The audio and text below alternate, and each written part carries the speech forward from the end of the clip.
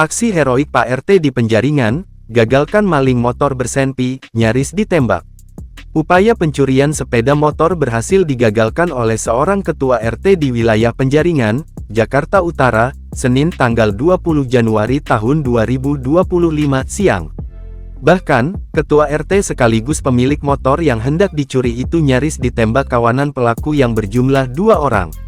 Dalam rekaman CCTV, percobaan pencurian ini terjadi di depan kos-kosan di Jalan Sinar Budi, RT 06 RW 03 Kelurahan Pejagalan, Kecamatan Penjaringan, Jakarta Utara.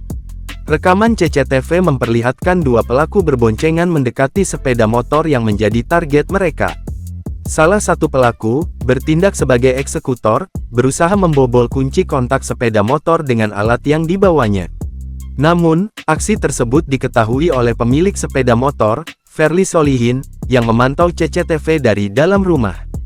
Ferly yang juga merupakan ketua RT 06 RW 03 Pejagalan segera keluar dan berusaha menangkap para pelaku. Saat hampir tertangkap, salah satu pelaku mengeluarkan senjata api dan menodongkannya kepada Ferly, memaksa korban untuk mundur. Pelaku juga sempat menodongkan senpinya ke warga yang mencoba mengejar mereka. Beruntung, tidak ada tembakan yang dilepaskan oleh pelaku.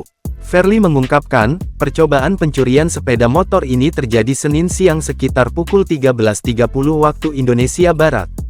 Kebetulan saya lagi lihat CCTV, kebetulan saya lihat ada yang mencurigakan 2 orang di motor saya, ucap Ferly, Selasa tanggal 21 Januari tahun 2025.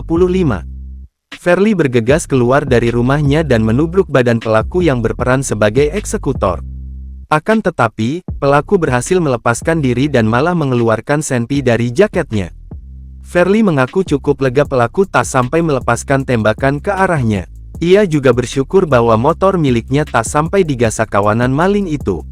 Meski demikian, Ferly tetap melaporkan kasus ini ke Mapolsek Penjaringan, Jakarta Utara dan berharap pihak kepolisian menindaklanjuti laporannya untuk segera menangkap para pelaku.